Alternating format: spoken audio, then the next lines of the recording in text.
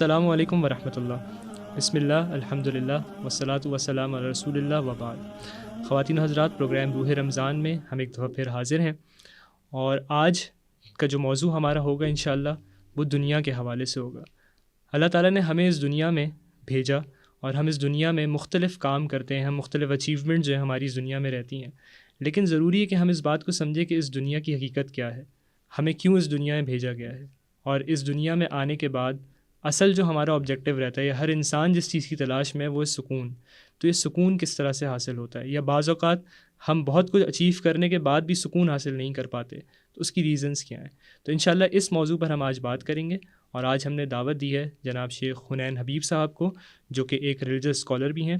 آپ بروج انسٹیٹیوٹ میں ایک انسٹرکٹر ہیں، اور ساتھ میں آپ کی جو ایجوکیشن ہے آپ نے ACCA بھی کیا ہوا ہے اور کیف بھی کیا ہوا ہے. تو آپ کو میں خوش آمدید کہتا ہوں. السلام علیکم ورحمۃ اللہ. وعلیکم السلام ورحمۃ اللہ وبرکاتہ. تو آج کا جو ہمارا موضوع ہے دنیا کے حوالے سے، کہ دنیا کی ریالٹی کیا ہے، اور یہ جو اللہ تعالیٰ نے ہمیں اس دنیا میں بھیجا ہے، انسان بنا کر اللہ تعالیٰ نے ہمیں اس دنیا میں بھیجا ہے، تو اس کی کیا پیچھے اللہ تعالیٰ کی کیا غرض ہے، کیا آبجیکٹیو ہے. اور اس چیز کے بارے میں ایک کنفیوژن ہے، ہمیں کلیئرٹی نہیں ہوتی، اور بعض اوقات ہمیں کبھی سوچا بھی نہیں ہوتا کہ ہمیں اس دنیا میں جو اللہ تعالیٰ نے بھیجا ہے تو اس کے پیچھے کیا پرپز ہے. تو اس پر کچھ ذرا تفصیل. دیکھیں، اصل میں اس کو عموماً میں جو ہے نا ایک مثال دے کے سمجھاتا ہوں لوگوں کو، کہ فرض کریں آپ سوئے ہوئے ہیں اور آپ کی اچانک آنکھ جو ہے وہ ایک بڑے سے جہاز میں یا پلین میں کھلتی ہے، اور آپ دیکھتے ہیں اپنے ارد گرد جو ہے طرح طرح کے کھانے رکھے ہوئے ہیں، فیسلٹیز ہیں، انٹرٹینمنٹ ہے، اسپورٹس فیسلٹیز، طرح طرح کی چیزیں، آسائشیں، عیاشیاں رکھی ہوئی ہیں.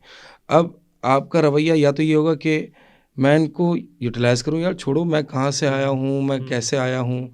یا عقل مندی والا رویہ یہ ہوگا کہ آپ پہلے تو آپ اس سوال کا جواب دیں گے، بھائی میں کیسے آ گیا، کون مجھے یہاں پہ لایا. اس کنفیوژن کو دور کریں گے، میرا مقصد کیا ہے، میں کہاں جا رہا ہوں.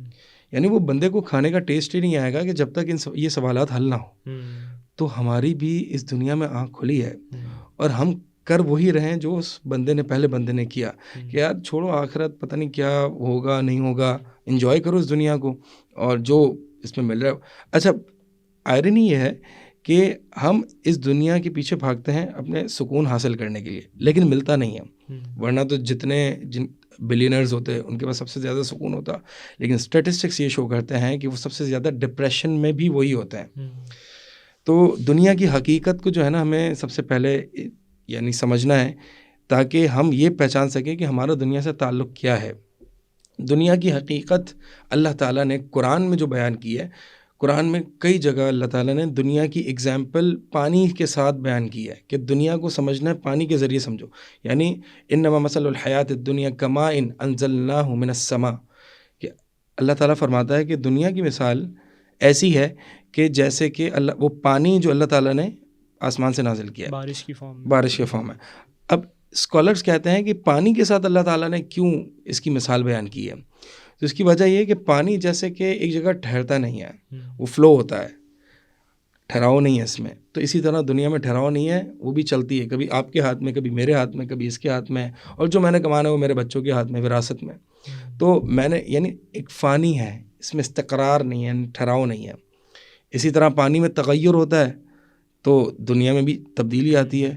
ہم یہ سرپرائز ہو جاتے ہیں، یار کل تک تو وہ ٹھیک تھا، آج بیمار ہو گیا. تو اٹ شوڈنٹ بی سرپرائزنگ. کیونکہ دنیا تو ہوتی چینج ہے، دنیا تو ہے ہی، تغیر ہے اس میں، ایک جیسے حالات نہیں رہتے، ایک جیسے حالات نہیں رہتے، کبھی اونچ کبھی نیچ آتی ہے. تو ہمیں اس پہ سرپرائز اس لیے ہوتا ہے کیونکہ ہمیں دنیا کی ریالٹی نہیں پتا. اور اسی طرح پانی اگر ضرورت سے زیادہ اگر پیا جائے گا تو انسان کی ہلاکت ہو جائے گی. اسی طرح اگر دنیا میں ضرورت سے زیادہ دل لگایا جائے گا تو انسان کی ہلاکت کا باعث ہے.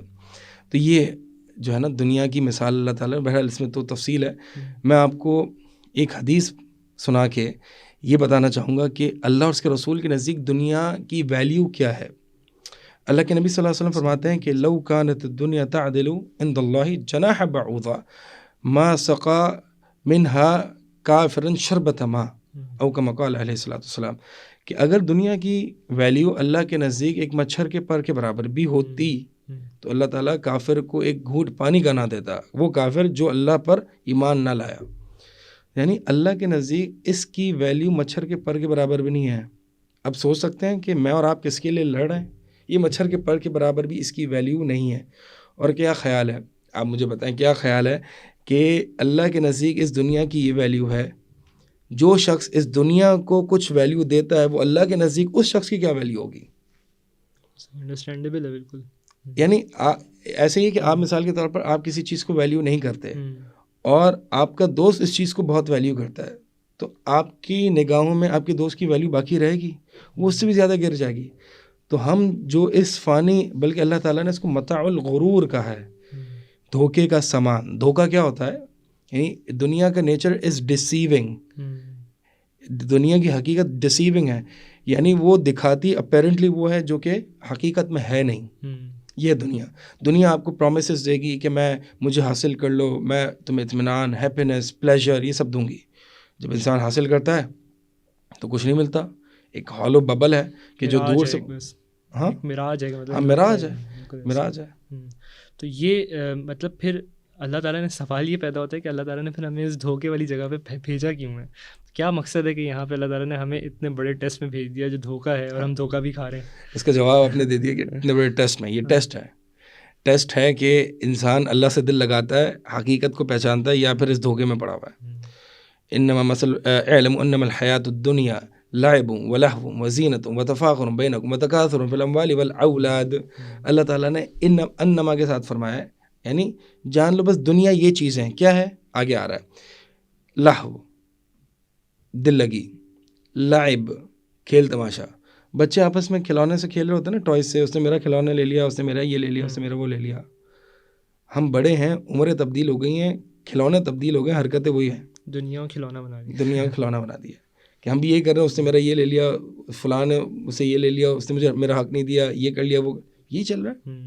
سیاست سے لے کر انڈیویجول پرسنل لائف تک پورا اسپیکٹرم دیکھیں, اب یہی ہو رہا ہے. سیاست میں بھی یہی ہو رہا ہے, فیملی لائف میں بھی یہی ہو رہا ہے کہ اس نے میرا یہ لے لیا, اس نے میرا وہ لے لیا, یہ ہو رہا ہے, وہ ہو رہا ہے. کھلونے تبدیل ہو گئے ہیں اور عمریں بڑھ گئی ہیں, لیکن حرکتیں وہی ہیں.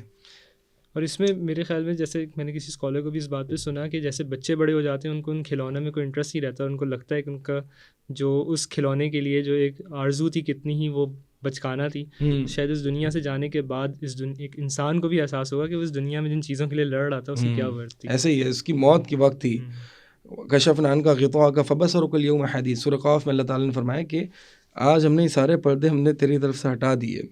اللہ تعالیٰ نے فرمایا موت کا ذکر کرتے ہوئے اس سے پہلے وجاءت سکرۃ الموت بالحق ذلک ما کنت منہ تحید. اور موت کی سختیاں حق بات لے کے آ گئیں. جاءت سکرۃ الموت بالحق, حق کو لے کے آ گئیں.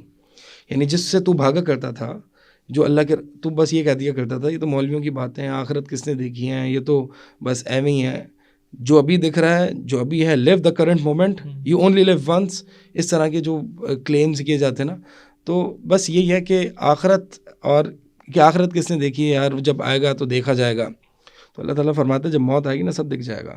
اور یہ ذالک ما کنت منہ تحید, اس سے تو بھاگا کرتا تھا. اور یہ موت کو یاد کرنے سے جو ہے نا ایک واقعی دنیا بے وقت سی لگتی ہے. جیسے کہ نبی علیہ السلام نے فرمایا نا کہ اکثر ذکر حازم اللذات یعنی الموت. اکثرو یہ نہیں فرمایا کہ بس کبھی کبھار یاد کر لو, اکثرو کثرت سے یاد کرو. کیا؟ ڈسٹرائر آف پلیجرز کو, لذتوں کو توڑ دینے والی کو. یہ نہیں کہ موت کو یاد کرو, کیونکہ موت ہے ہی, جب انسان موت کو یاد کرتا ہے نا, اور موت کی سکرات ہیں. سکرات کہتے ہیں, سکرات اصل میں سکر نشے کا لفظ کے لیے استعمال ہوتا ہے. اور تو موت کی سکرات کو نشے کی لفظ سے تعبیر اس لیے کیا کہ تکلیف اتنی ہوتی ہے موت کی کہ جب انسان کی تکلیف بہت نیکسٹ لیول کی ہو تو اس کی عقل زائل ہو جاتی ہے, اس کو نہیں پتہ ہوتا کہ وہ کیا کر رہا ہے. اللہ تعالیٰ نے یہی الفاظ قیامت کے منظر کو بتاتے ہوئے ہمارے سامنے سورہ حج کی ابتدائی آیات میں رکھے ہیں. وَتَرَى النَّاسَ سُكَارَىٰ وَمَا هُمْ بِسُكَارَىٰ وَلَٰكِنَّ عَذَابَ اللَّهِ شَدِيدٌ. آپ لوگوں کو دیکھیں گے وہ نشے کی حالت میں ہوں گے, انٹاکسیکیٹڈ, لیکن وہ نشے میں نہیں ہوں گے, اللہ کا عذاب بہت شدید ہوگا.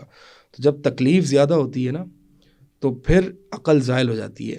اسی لیے غالباً امام غزالی اس مثال کو ہمارے دے کے ہمیں سمجھاتے تھے کہ ایک شخص ہے, وہ جیل میں قید ہے, اس کو پتہ ہے کہ کل صبح مجھے پھانسی ملنی ہے. اب اس کے سامنے کھانے رکھ دو, اس کو کھانے کا ٹیسٹ ہی نہیں آئے گا, اس کو مزہ ہی نہیں آئے گا, کیونکہ کل میں نے کوئی انجوائمنٹ نہیں ہوگی, کوئی انجوائمنٹ ہی نہیں ہے نا, کوئی انجوائمنٹ ہی نہیں ہے.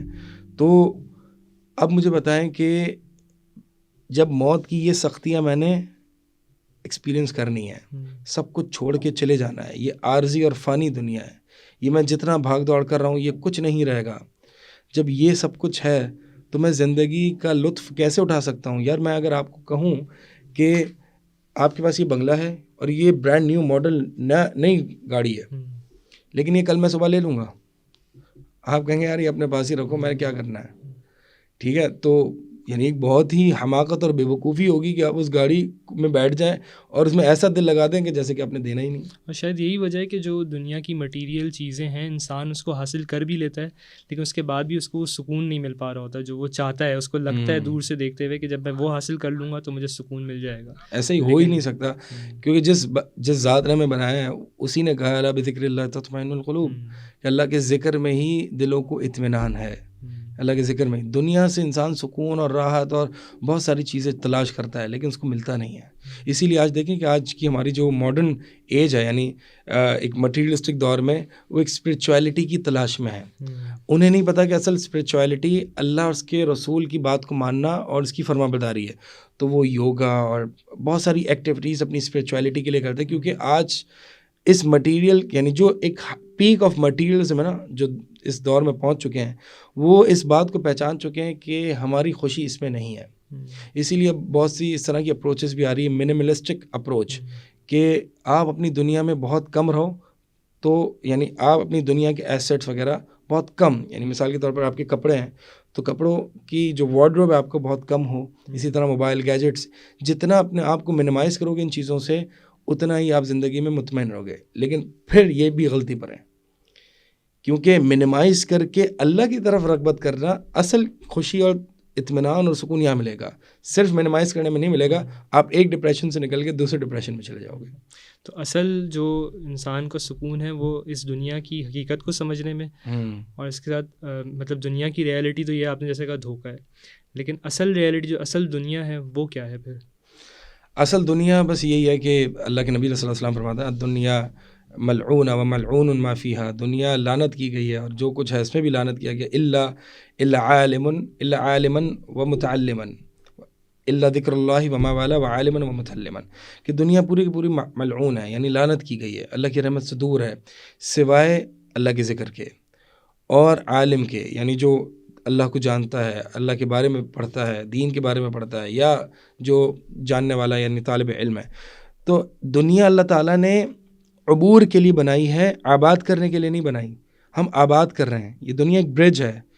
اسی لیے نبی صلی اللہ علیہ وسلم نے فرمایا نا کہ کن فی الدنیا کا انکا غریب او عابر سبیل, کہ دنیا میں ایسے رہو کہ جیسے کہ تم انجان ہو, اننون, یا پھر راہ گزر. بھی انجان جو شخص ہوتا ہے نا وہ دوسروں سے اتنی ایکسپیکٹیشنز نہیں لگاتا. آپ اگر کوئی ایک ایسے کنٹری میں جاتے ہیں جہاں پہ آپ کو کوئی نہیں جانتا تو آپ لوگوں سے ایکسپیکٹیشنز لگائیں گے. اگر کوئی راستے میں آپ کو کسی نے سلام نہیں کیا تو آپ برا مانیں گے, یا کوئی راستے میں آپ کو ہٹ کر کے جاتا ہے تو آپ اتنا برا نہیں مانیں گے کیونکہ مجھے جانتے ہی نہیں ہے. ٹھیک ہے, برا آپ کو تب لگتا ہے کہ جب لوگ آپ کو جانتے ہیں اور آپ کا حق ادا نہیں کرتے.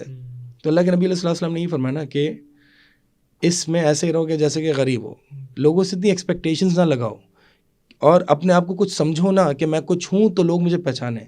جب یہ چیزیں رہو گے نا, اس طرح سے رہو گے تو سکون میں رہو گے. ورنہ آپ کو یہ لگے گا کہ یار لوگ میری سن نہیں رہے, لوگ مجھے امپورٹنس نہیں دے رہے, لوگ میری ویلیو نہیں کر رہے, وہ ویلیو جو میں نے خود بنائی ہوئی ہے. تو بھائی ایسے ہی رہو. اور راہ گزر جو ہوتا ہے وہ ہر جگہ اسپاٹس پہ اترتے ہوئے دیکھتا نہیں کہ کیا چل رہا ہے.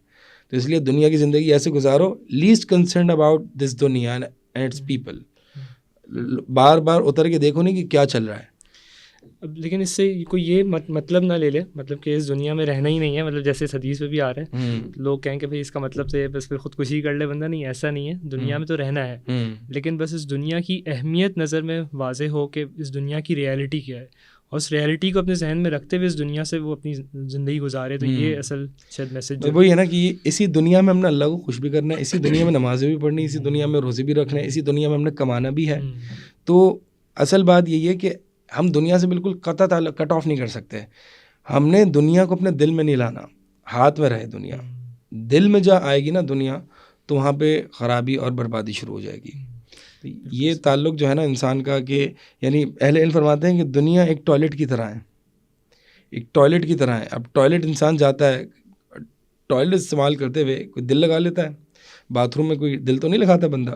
حالانکہ آج کل ایسے ٹوائلٹس بھی آتے ہیں کہ جو اسکرینز اور انٹرکامز اور ٹیلی فونس پرووائڈ کر رہے ہیں. اب یہ دیکھیں ہماری نالائکی ہے کہ ہم باتھ روم میں بھی دل لگانا شروع کر دیا اور نیوز پیپرز وغیرہ سب رکھا. تو بہرحال بات یہ ٹوائلٹ دل لگانے کی جگہ نہیں ہے, لیکن جانا پڑتا ہے, حاجت ہے, حاجت پوری ہوتی ہے, ضرورت پوری ہوتی ہے, انسان باہر نکل آتا ہے. تو اسی طرح دنیا بھی ہے, دنیا بس ضرورت کے لیے استعمال کرو. اصل اس دنیا کا جو مقصد ہے دنیا حاصل کرنا نہیں ہے, اس دنیا کو حاصل کر کے رب تعالیٰ کو خوش کرنا ہے. اصل مقصد واضح ہونا چاہیے, اصل مقصد دنیا نہ بن جائے, اصل مقصد اللہ کو راضی کرنا ہے. جزاکم اللہ خیر, آپ کا بہت شکریہ, بڑی اہم نصیحتیں آپ نے ارشاد فرمائی. خواتین و حضرات, یہاں پہ ہم نے اس ایپیسوڈ میں کچھ دنیا کے حوالے سے دنیا کی حقیقت سمجھنے کی کوشش کی کہ قرآن و حدیث کی روشنی میں اللہ تعالیٰ اور اللہ کے رسول کیا فرماتے ہیں صلی اللہ علیہ وسلم کہ اس دنیا کی کیا اہمیت ہے. اللہ تعالیٰ سے دعا ہے کہ اللہ تعالیٰ ہمیں اس دنیا کی حقیقت کو سمجھنے کی توفیق عطا فرمائے. جتنی بھی عمر عطا فرمائی ہے اس کو ہم اللہ تعالیٰ کی فرمانبرداری میں گزارنے کی اللہ تعالیٰ ہمیں توفیق عطا فرمائے. آمین. جزاکم اللہ خیر. السلام علیکم ورحمۃ اللہ.